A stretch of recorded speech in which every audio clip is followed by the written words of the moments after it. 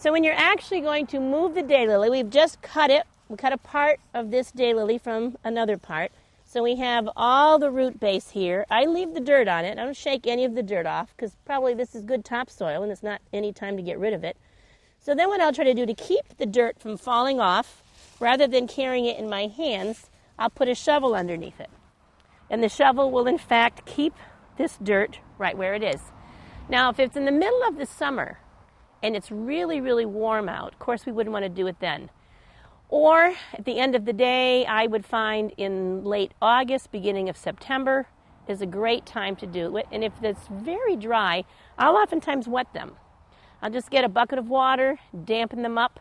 This soil, we just had rain, so it's pretty wet right now.